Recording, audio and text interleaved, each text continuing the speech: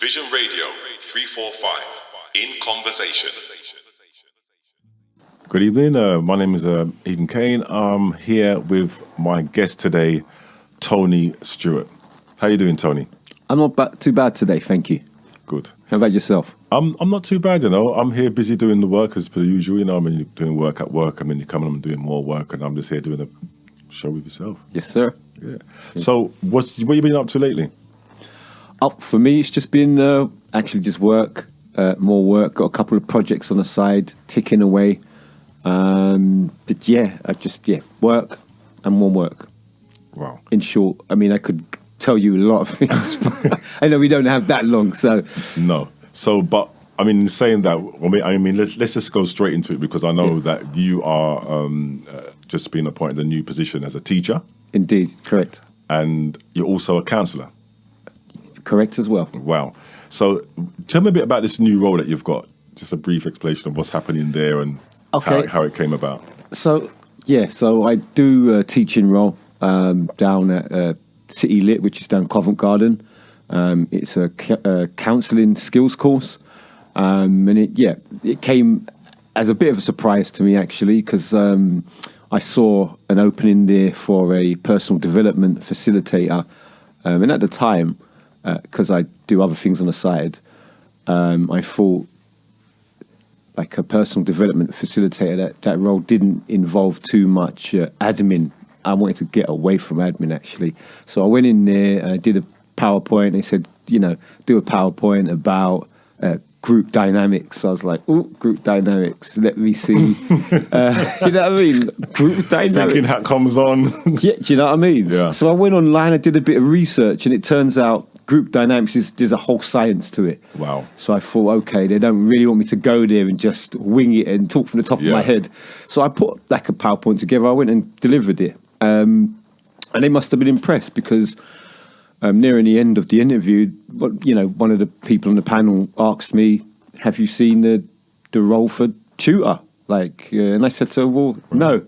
I didn't see the vacancy. And I said to her, with all due respect, if I did see it, I probably wouldn't apply for it, because I've got so much respect for teachers and what they do. Yeah. And people see them deliver at school, but most of what they do is at home.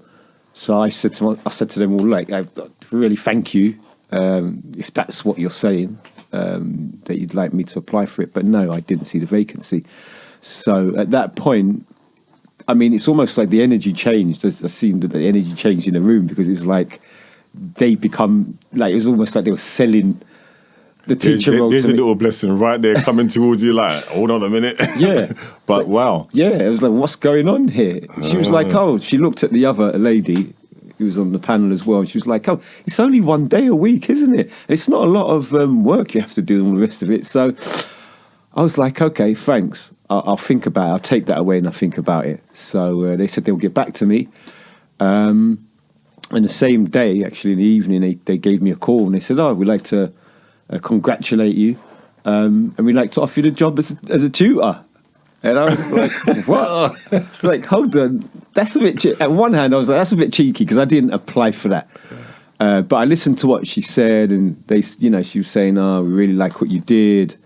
You seem like you've got potential, like you could, you look perfect for the role. So I said to her, actually, you can't just accept straight away, you know what I mean? So I made them sweat for a bit. I said, let me get back to you on that one, yeah? And I just decided, I thought about it, I said, you know what have I got to lose? Opportunity knocks. Opportunity knocks, That's man. what happens. Yeah. That's what happens. And it happens at the least when you expect it. There's an opening there. Yeah. But it's only when you're thinking to yourself, sometimes you think to yourself, wait, what am I doing this for? What's happening here? Yeah. And all of a sudden, because obviously when you have that kind of passion, or you have a vision of something, and you strive for that, things will happen. Yeah. Because you have a passion for something, and it's just a door just opened right there in front of you. Yeah. And you're like, wow, nice one. So exactly. So you are really happy about where you are at the moment? with that? I am. I mean, on the surface, everything's great, but it takes work. It takes effort to get there. But that's the challenging part, though, isn't it? That is the challenging part. And to touch on what you said, it's quite interesting because when the opportunity knocks, if you're not prepared, so to speak, if you don't have certain skills and interpersonal skills, then that opportunity just passes you by. Yeah. And I guess I'm the sort of person, I've put my head down since I graduated, right? And I haven't looked up. So I think something like this just comes to me. I'm like, really? I'm brushing it off. I think if it was me 5-6 years ago, I would have bitten their hand off because I'd be like, yes, please. I'll tell you something. I think it's like anything in life. Sometimes, as my friend used to say, right, God's time is not our time. When you see, sometimes you're doing something for so long, and you keep doing this, like, why do I keep doing this? Yeah. But then I think at that point, he's just preparing you for later on down the line, and like, what? Boom! I totally agree. Because when you're young and all that, and you're doing you're going through your things, but now you're mature in what you're doing. I agree, and that leads on to my other thing about you. You are a counsellor. I am a counsellor as well. Yeah, I'm a. Now, how long have you been doing that for? Since 2016, so that's like 6 years now. Yeah. So I'm practicing, qualified, registered counsellor. I know that with the counselling stuff is quite different to mentoring. It can be. I think we kind of reach a line and then we think, hold on a minute, we need to take it to a counsellor. Yeah. So when it gets to that point and it leaves our hands and it goes into people like your hands, what initially starts to roll? Because obviously everything's confidential and so forth and so on. Exactly. I mean, there is that working alliance, as we would call it. Like it's like it could be a verbal contract, but it gives the young person confidence, and it's about building trust. So one of those things, as you mentioned, is confidentiality, and everything they say stays in the room. And I mean that sounds quite cliche, but it's quite real. I mean, members of staff could come and ask me all numbers of questions about that student, and I'll have to point blank just say, sorry, you have to go and ask that student. But we would break confidentiality-free instances, which is obviously if they harm themselves, if they're in risk from somebody else, and if they're going to put somebody else's life at risk, particularly the public, then I'd have to break it. And then, as you might know, working in a school, that's when the safeguarding procedure sets in. Exactly. And fortunately for me, I don't have a lot of safeguarding procedures that I've had to, like the forms I've had to fill out. And as you said, I mean, in terms of the counselling, when we take over from the mentor, counselling can be different depending on what school you're at. The school where I'm working, basically they allow students to have 6 sessions. So I have to think in terms of start, middle, end, Okay. And so I set it up like that. And I've got my own kind of like assessment. First session, I do my own assessment. The school's obviously got their own assessment. Yeah. And this is where it gets technical because the school uses what they would call a core YP form. And it's basically a form with 1 to 5.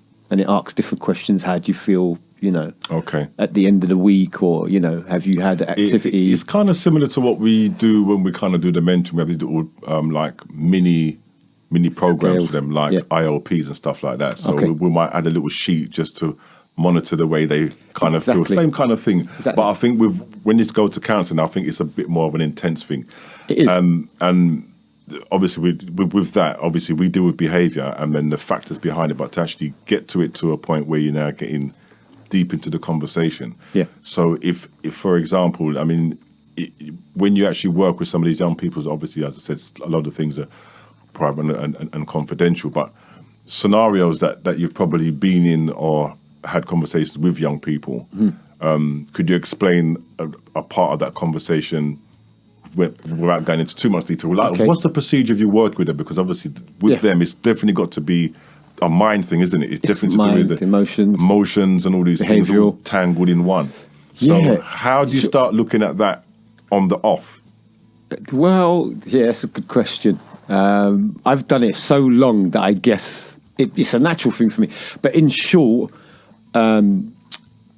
counsellors and counselling is based on psychology. Right. And psychology has like 3 schools of thought. I mean, more recently it's got 4 schools of thought, which is transpersonal. a transpersonal approach to counselling and psychology. But the three schools of thought, originally psychodynamic, humanistic, and behavioural, but that branched off into cognitive, which we all know as cognitive behavioural therapy, which is something that's quite popular in NHS now.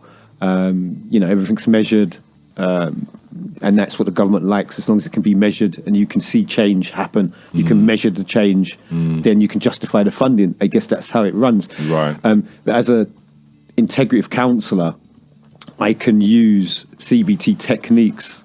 I won't go in using CBT, and I'll explain, because CBT uses a lot of measurements. CBT's goal-orientated, solution-focused, so it might bring in some SMART goals and sit with a person, bring out a piece of paper and make them do this. A bit and make like them do setting that. targets and stuff like that. Yeah.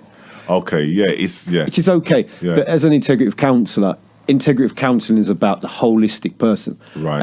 And that type of work or support doesn't work for everybody. If somebody wants to talk about something at home that is more relational, and you're pulling out forms, measuring up stuff, it's counterproductive sometimes. So that's what helps me as an integrative counsellor. I can draw on different disciplines and different theories and components.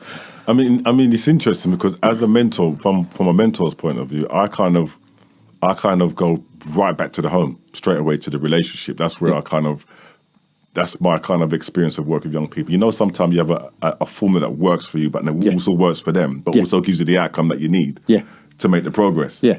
So I kind of touch on things like, home life, so forth and so on, relationship with parents, and brothers and sisters, what was you like when you were small, just covering the basic stuff. To find out if there's a trigger, what is the root.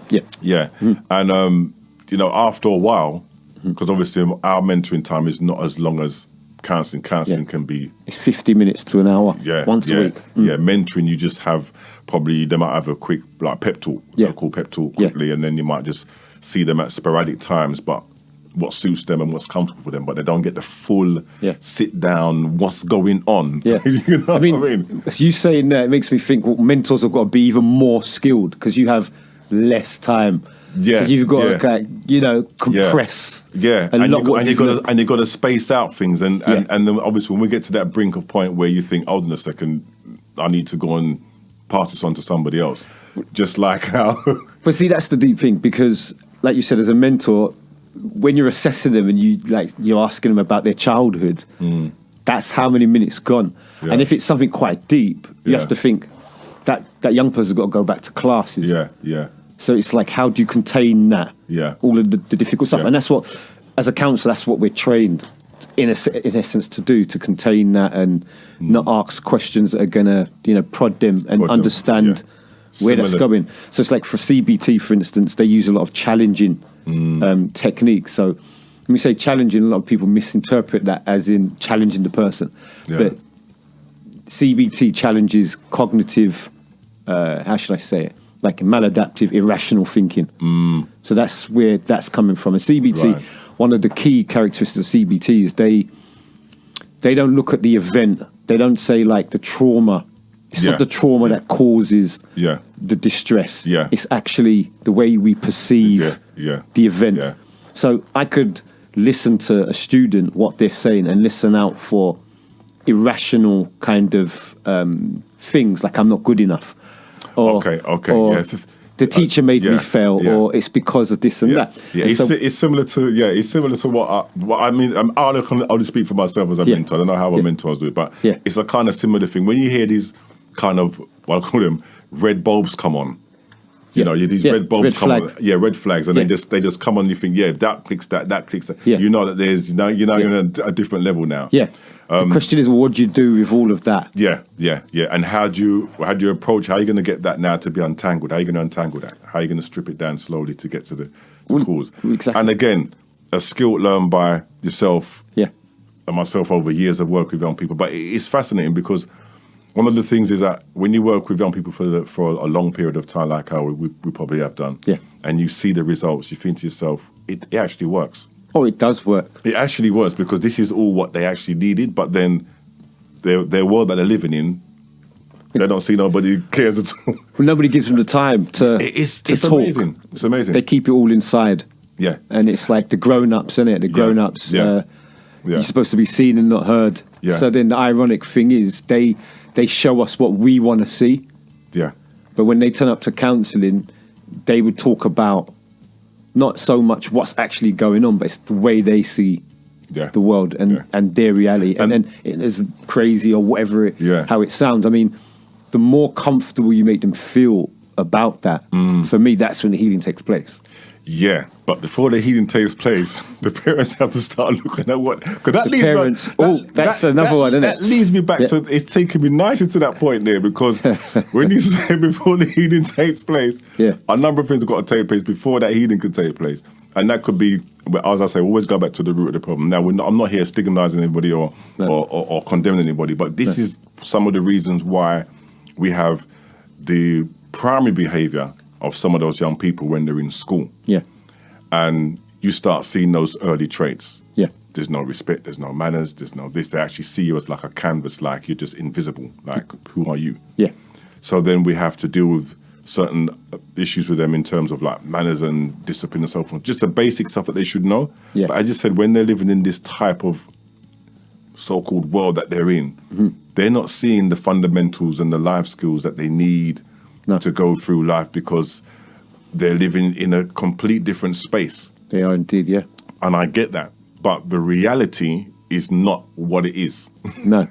And this is the point. And then they just cope however they cope. They end up coping how they want to cope. And sometimes it's not good. I'm not saying all of them, because some of them, like I spoke to a young person, and you know what? He's like, he's got a little vision going on. I'm like, well, that's good, but not everybody's got the same vision as him, and I understand everybody comes from different backgrounds and homes and so forth and so on. Yeah.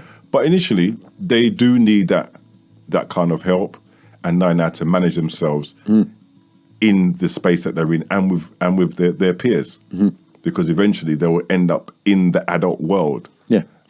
I mean, touching on that again, there's many different elements to the whole person, as you said. It's like, and where we get the influences, so it's like the environment. So there's environmental issues. An important one you mentioned was the social issues. So a lot of them struggle interpersonally. It's like about the peers. Do I fit in? Am I different? Yeah. A lot of them come in with that. A lot of them come in with overthinking. Can't get to sleep. A lot of them have panic attacks. On the more serious end of the scale, you have self-harming. And stuff like that. Who would think they would reach to this stage?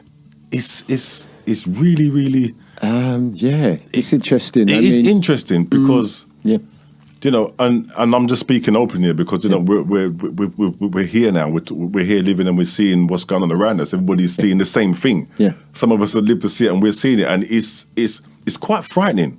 But then it's quite positive if we have certain things put in place.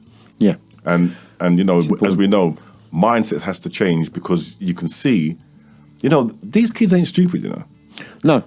They're not stupid. They just need the other side of the scale to be balanced. Because they were, as we said, they're in a different space. They are. And this is our responsibility as a community and as adults and people who have children and so forth and so on, to get to hand over those essential life skill tools that's going to help them go through the rest of their life. But as we said, we've got to untangle some things, and that's going to take some time. But the time is to do it is now, because this is the next generation coming up.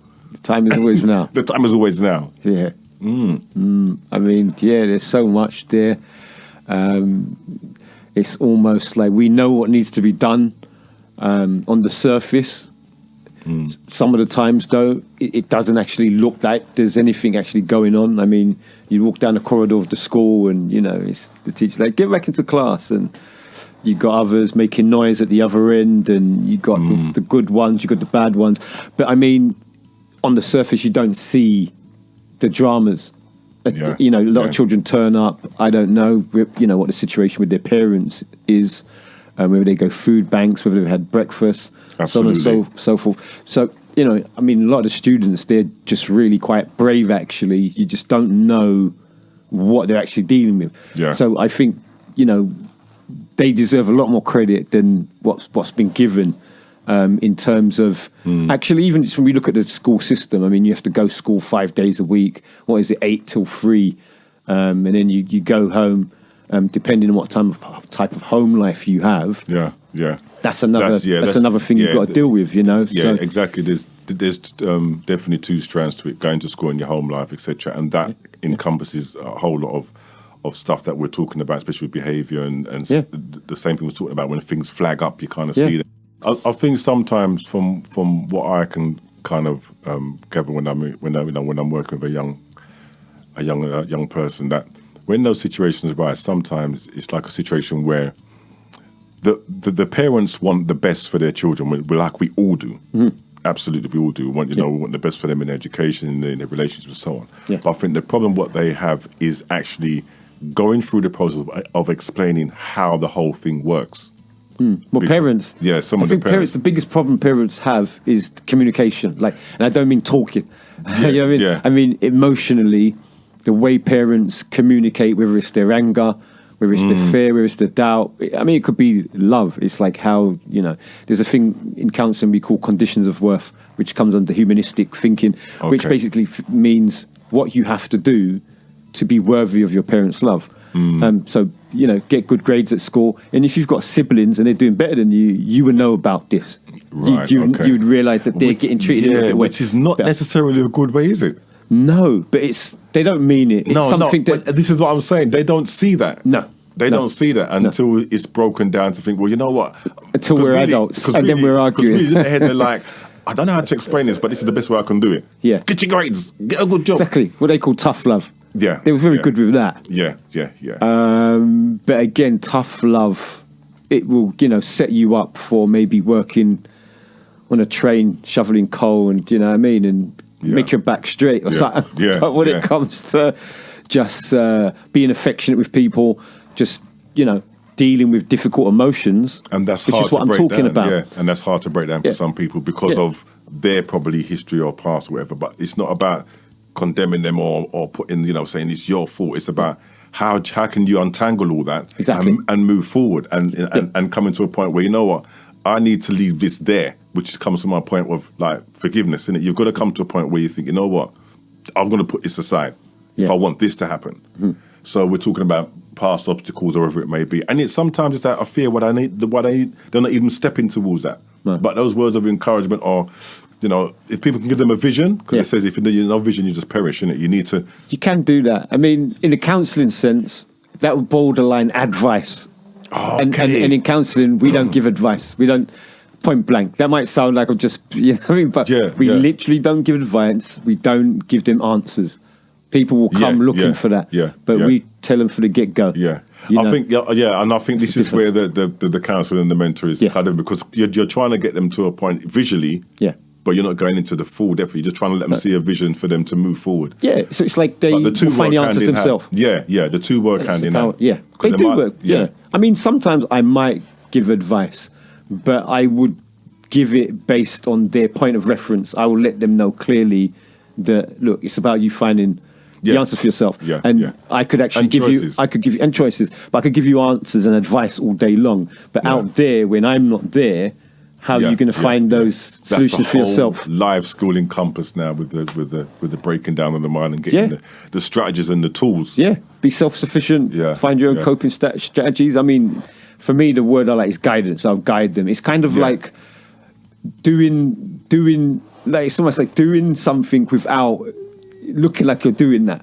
That's what counselling is. It's like doing a magic trick, but you don't see me do anything at all. Yeah, you're just guiding them. Yeah, it's kind of similar. Well, I wouldn't say similar, but I use that in a kind of mentoring way as well. To guide and advise. Yeah. But I think with the counselling, it's more of you're breaking it down. And listening is key because one might think a counsellor does a lot of talking, but a counsellor doesn't do much talking. Well, he shouldn't do really, unless if you've got a client that's really quiet. Right. And then even in that situation, we've been taught to sit with that silence. But in terms of how we kind of work with clients, it is about understanding their story, and that's where the listening comes in. So if you don't listen, then basically you miss a lot of points. And so what we do a lot of the times is use communication skills, which are quite, it's not a secret. Like clarification skills, we paraphrase.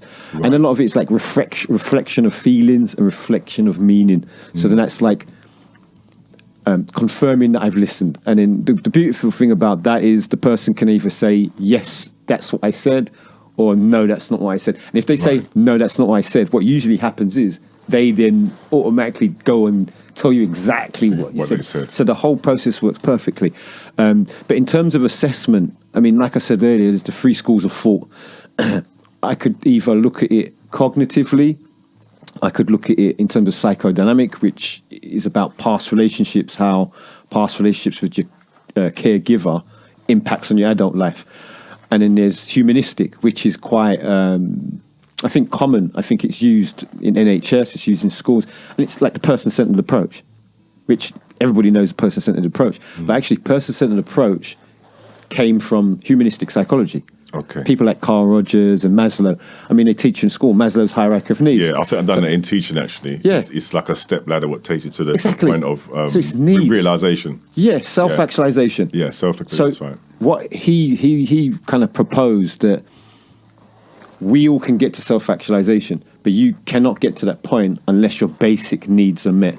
So there's different type of needs. You've got belonging needs, esteem needs. You've got the most basic, which is at the bottom, which is food, water, shelter. Yeah, and it sounds kind of simple, but if you're a man who wants to, let's say you want to build a spaceship to go to the moon or something, but you ain't got no food in your fridge, or you ain't got nowhere to live, what are you going to be thinking about? You're going to be thinking about a spaceship to go to space, or are you first going to think, let me line my belly, get me a roof over my head first, and then we can think about a spaceship. So that's like Maslow's hierarchy of needs. But again, that's humanistic psychology. And so when I do counselling, I've got all of these theories to, so if somebody comes in and says... To draw from, and you can know where you start from on the ladder. Exactly. So the person might say, my dad. Automatically, I'm thinking, I'll ask an open-ended question. How often do you see your dad? What's your relationship like your dad? You know. Another thing I'd always ask him is, how do your parents deal with their anger? How have they dealt with their anger? And it could be many ways. They shout. They can even be quiet. And sometimes that could be the problem. It can be. But then, you say that, though, the word problem, I would never say it. But I know what you mean. The risk we run as professionals. As a professional counsellor, it's different. It is. Because our conversation is going to go a bit more into... Now you're out of the professional counsellor. But let me say what I was going to say. Because it could be colluding. There could be, like, if somebody's telling you something and they're like, this person, and you're saying, do you know what, I agree with everything. It's kind of loading them more to go home or to go wherever else, and then they call it in their chest, I'm not wrong. And that's why with counselling, I always think about that. I've got to do it, so I will always say to the person, so what's your part that you played in that, rather than... Going back to responsibility and choices. Yeah. Although in my mind I might know, well, your parents are quite mean and your parents are the ones that are messing you up, but I can't actually say that. I always have to look at, okay, we know what the problem is, how are we going to find a solution? You know what I mean? Yeah. Wow. Very interesting. That's the tip of the iceberg, really. That's in short. There's a lot there to go into. And I think at some point we're going to have a discussion outside of your professional counselling, and let's go there raw and tell me what you really think. Gloves reason, off and all of that. Within reason, but it's all on a positive, because we know. When you're working, working for organisations, etc., we understand you've got a framework to work by, because that's what they pay you for, to work by a framework and do the right things and follow procedures. But, we're going to have that conversation at some point where we're going to go from a street perspective, where we know people are on the street just out there doing what they want to do, and have a look at it from a raw aspect. Because that would be interesting to find out where do we, and how, as mentors and counsellors, how do you approach somebody on a different level in comparison to when you're in your professional field? That's an interesting one, because the funny thing is about what I do, it's all about communication skills. It's all about interpersonal skills. So to some degree, I can't take a break from that. Like, I can't like. No, don't give me. I'm not saying to go and bash up. No, but I mean, in terms of, do you know the interest? I know what you mean. Yeah. But in terms of my opinion, it's interesting. We were saying before, like psychology counselling is based on research. Yeah. And one thing that I realised, one thing I learned from uni, is you can have your own idea, but unless you've gone out and asked or looked for the highest authority on a topic in terms of a reference, who's read the book? Yeah. What are you talking about? Do you know what I mean? You've got a person could be, like we said, outside my profession. I could go on YouTube, or I could go on Facebook and read something, or go on Patreon. Is it Patreon platform? It's for the truthers, isn't it? Okay. Nowadays, people make up everybody's an expert. So what gives me kind of like grounding is actually what I do for a profession. I guess I do take my hat off sometimes, but in terms of communication wise, I'm still trying to listen. Yeah. And I think the part of me that has to switch off is, ironically, stop listening, because I'm not here to be a counsellor. So sometimes I find myself active listening and feeding back and giving that person that same type of time. And I'm like, look, I need that too. Who's listening to me? And I think is on the outside, it's more of it's not more of I'm pointing the finger. It's more of out of love. You're talking to a man as a human being, and that's how we kind of roll it, because that's how you want it to be, and that's what they're looking for. That conversation where you're not there to have an argument with them. You're just there talking as a man to a woman, or etc., or wherever it may be. And sometimes that can be off-putting, because like it can be in their space, they're like, huh? This guy, hold on a minute, but he ain't doing. But it's all out of love, because when they see that coming out, it's like, okay, wow, it's a different level. It can be. Yeah. It's for those who know, isn't it? I mean, in essence, it's about personal development. Yeah, absolutely. And I could be the same, or speak the same way I spoke 25 years ago or 30 years ago. Yeah. We all change in some way. And I find that's very important, because they say if you're the smartest person in the room, you're in the wrong room. And then there are people who maybe surround themselves with people who maybe talk better, or they're doing things better. Yeah. And some people get intimidated by that. Yeah. And I think that's kind of like an issue, because you're kind of like, you're dealing with your own growth. So if you're going to grow, who are you going to grow from? And in terms of personal development, whether it's professionally or personally, it is about interpersonal skills. And how, what's the key reason for relationship breakdown, would you say?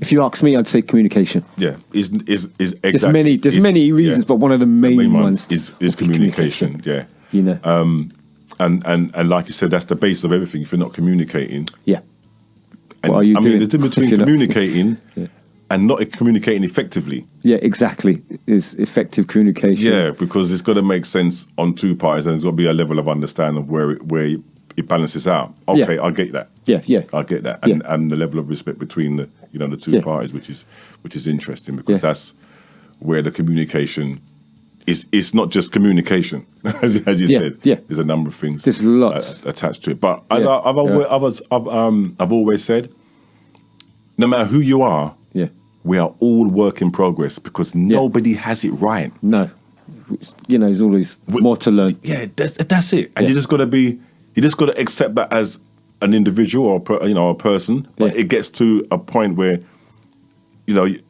a journey will take us to that point where you just think, you know what, this is where I'm at. And I think that's where a lot of the tension and certain things with people who have different issues. I think there's a lot going on inside, and they beat themselves up. And after a while, after a period of time, you do come to a point.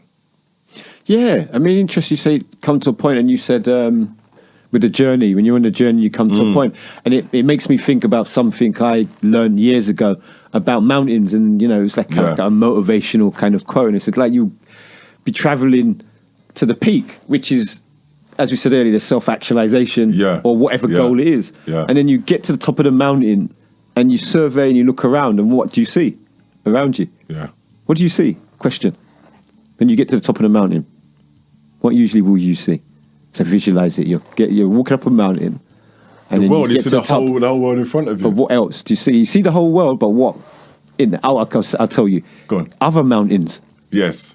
And so what does that tell us? That actually I might have walked all this way and I'm at the top of this, but you know what? I've got other mountains to climb. Bigger mountain. Okay. So like, touching on what you were saying about the journey and the point, actually there's always another point to get to, isn't there? Yeah. And that's what keeps me grounded, because touching on what you were saying, there's always more to learn.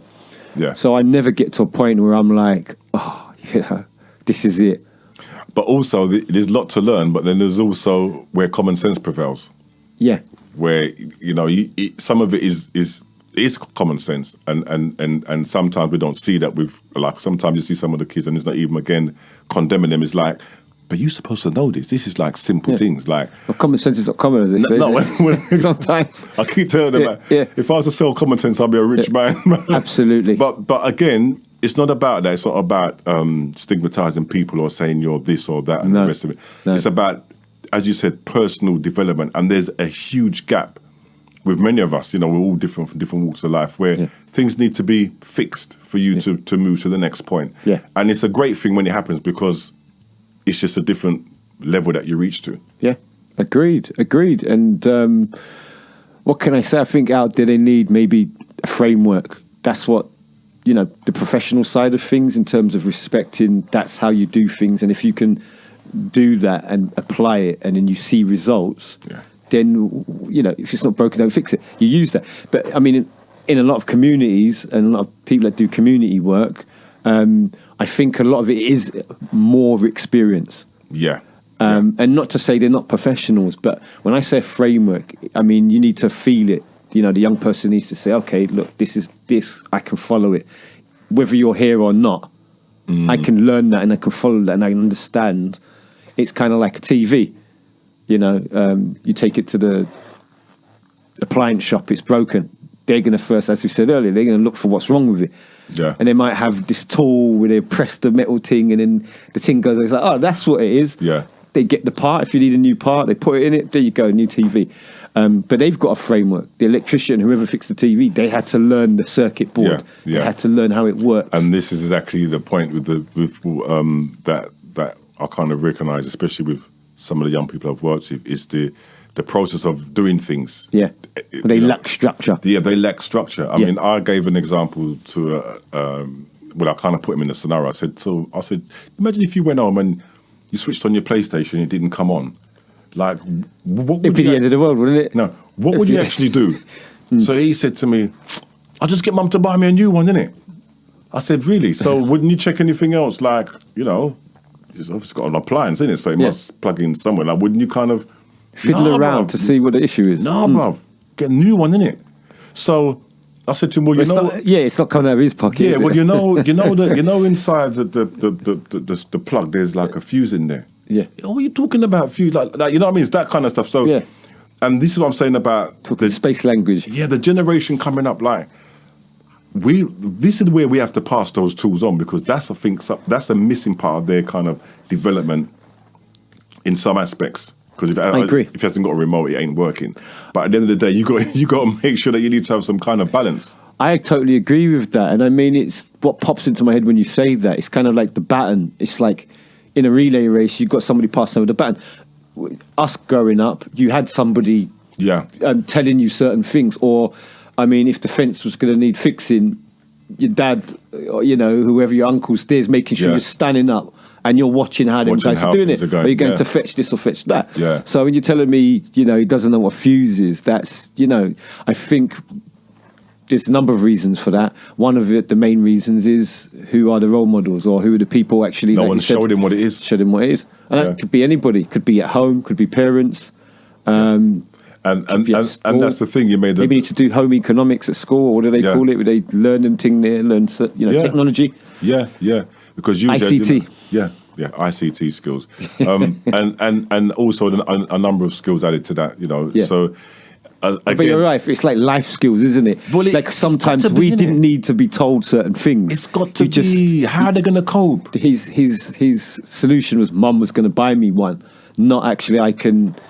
I'm going to find out for myself how to do. Yeah. Have you got the capacity to do it? I think some of them, they don't even give it a try to find out if they've got the capacity, because that's a part of probably the issue, that it's so distracted by technology and Instagram and Snapchat. The media. I mean, it'd be all right if they was, showing them how to do that on there. And there probably is a lot of videos of, if you're in a problem, you type in the name in the search bar. He could have done that, something wrong with my PlayStation. Could be. And then he'd find someone who maybe was in the same position, and he would find out what he did. But actually, that's the world we live in. But then it's either you've got that initiative or you haven't. And I think that's probably one of the things with a lot of these young people. Maybe they need that motivation. They need to be told something. Yeah, they need to physically do it for themselves. And I get it. I mean, the media platform is a great place to learn, because if you want to find out something, you type in the details and you get what you want. So, or if you've got an idea, you can be an entrepreneur. You could, but you make a few bob out of it. Exactly. As well. But even that, again, they're going to learn to know. They need to know business skills and how things work, because obviously their main concern, their main focus point is on, I'm going to make peas. But have you got the idea to set up a business? Have you got it? Yeah. How are you going to do that? I get that. Yeah. Well, we kind of know the answer to that. I'm going to hustle. Maybe. Hope not. When you say I'm going to make peas, there is no, in between that is I'm going to make peas, and you can make peas many ways. Yeah, we know this. Yeah, But for us, it's like, let's get things moving on a different level, because if you're around certain people who can show you that. How to do things on a business in a business format, I think that's the difference, and set up your business so it's structural and it works. You'll be surprised what can happen, but you've got to put the time in. And unfortunately, we're hearing everything's long. Yeah. I mean, I hear what you're saying, and you're right. You need to have someone there who's got to be telling you or showing you. That's what you said, actually, showing you. And the question is, who is showing them? Yeah, and even if you have that person showing them, the next part of the conversation will be, well, it's long. I mean, where does the peas go into my account? Yeah, exactly. So, but you want this to work, so it shouldn't be long. True. If you start moving things, I know what you mean. Get the emotions moving. I tell you what, Eden. I mean, when was this? About 2005, 2004. I went to this workshop. It's called Urban Voice down in South London. Okay. And they trained us. The whole idea is that we'll do a showcase at the end of this training. Right. And then we'll put on the artists, we'll, find the club ourselves. So we had a budget. Right. We'll do the pyrotechnics, we'll make our own songs and do a whole showcase. Right. And it was a really, really good experience for me, because it taught me a lot. And the reason why I was mentioning that is because at that point I thought about, it was really great, but I thought about what is this thing missing? Because a lot of the times I didn't feel a part of it. I think it wasn't very inclusive kind of thing. Yeah. So I came away, and it's kind of like similar, touching on what you were saying just a minute ago. I came up with this thing where if you ask the young person, right, I've got 20 grand hidden in a secret location, you just give them the name of the place. Right. Then you ask them, what would you do next? And I've been out, and I've been, young people, and asked them. And a lot of them will say, I wouldn't believe you. I laugh. And I was like, no, just imagine it was real and it was 20 grand. What would you do? So they say, okay, I'll find out how to get it. I'll get a map. Correct, you could do that, get a map. Yeah. Then he'd be like, I'll find out, what way I can get there, whether it's coach, whether it's train. Brilliant. So then what would you do? If train's the shortest route, I'll get on the train. What happens if you get lost on the train? I could go to the station assistant, show them the map, and they will direct me. So, cut a long story short, in the end of it, what have they just done there? They've just actually used the initiative. Yeah. But it's about the carrot, isn't it?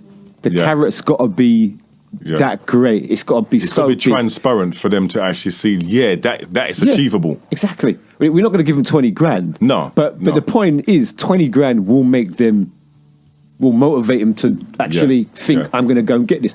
But in terms of me asking him, how would you get it? That's the whole point. So you're going to have to find a way to get to your dream. And I mean, you could probably blag it and get there without a plan. But if you follow the London Underground map and you've never been this country before, you might get lost along the way, but you will find where you need to get to. You're changing different lines. Yeah. And as we said, like in the grand scheme of life, I mean, you've got people who can support you, can ask some questions. That's the station assistant. Yeah. Do you know what I mean? But as you know, what a station assistant is. Because he's just heading heading towards the money. Like, True. I ain't got time to listen to you, innit? Like, show me the train, yeah? Just show me the train. Hopefully he knows where he's going then. No, but this is what I'm saying. So I think that at that point, he's got to now slow down and think, you know what, I better answer the right questions here. Because True. That's my aim. My aim is to get there. My goal is to get to that point. Yeah. And again, as you said, if you're not using those kind of, if they don't have those kind of tools, they're not going to move in a probably progressive way as if they were, like they wanted to. Yeah. What are they aiming at? Peas? Is that it? Yeah. Is that the be all and end all? Yeah. Okay, then. There's many ways to skin a cat. Yeah. You know? But it's interesting because that is that's one of the main things that I want to kind of touch on now, because we've got school leavers leaving, and then bring it to a real point. I mean, there's so much things happening out on the street at the moment with some of the guys, as we can see. But I think what we'll do is we'll hang on to that part of a show, that show for next time, because I think we're going to go raw next time and find out exactly where we're going. Take the counselling cap off and the mentoring gloves and the mentoring glove. Yeah. And let's deal with it. And obviously, it's out of love and that's what it's out of, really, because we are concerned about people in general. In everybody's concerned about young people in some way or form. Yeah. But young people have things that they're concerned about. Yeah. And if we don't deal with them in the way they're supposed to be dealt with, then we're all stuffed. We're all Sounds stuffed. cliche. No, but it's true. They're the future. Because you don't stay 16, 17, 18 forever. No. You grow and that become angry and all the rest of it. Yeah, and that is a journey. And that's another side. See, we can go to another part of it. But as I said, we're all WIP. Yeah. So if we're all work in progress, we've always got something to say, or we've got something to talk about, but it's the way we deal with that to move to the next level. Tony, Stuart, it's great to have you here. Oh, most definitely. Thank you for having me. Yeah, I enjoyed our conversation. I'll be looking forward to the next one. But this is great stuff, and you know what? Good luck with your counselling stuff. But no, your teaching also position. Yeah, who knows where I'm going to be next year? I probably have my own project teaching people in schools, teaching them actually personal development counselling skills. Wow. So you can is that something that you're going to kind of put together long term, or is that another vision, or is that? Well, it's something I've been thinking about. I mean, I got funding from National Lottery in 2017. I put on my own thing. Okay. That's called AUP, Accessing Untapped Potential. So that was that's like just a 10-week program, and I mean, I've got the experience. I built that from scratch. So it was, again, WIP, as you said, like that was work in progress. So in terms of now, as we've spoken a lot about the different factors that impact on these young people, one of them is parents, obviously. And since I've been working more in schools, I've been able to speak more with parents. So then I've been thinking, well, actually, there's probably a need for that service there. So look out for that. Coming soon. Wow. Thank you for joining me, Tony, and great to speak to you. Thank you. It's been a pleasure. To leave your comments or views about any of our podcast episodes, go to visionradio345@gmail.com.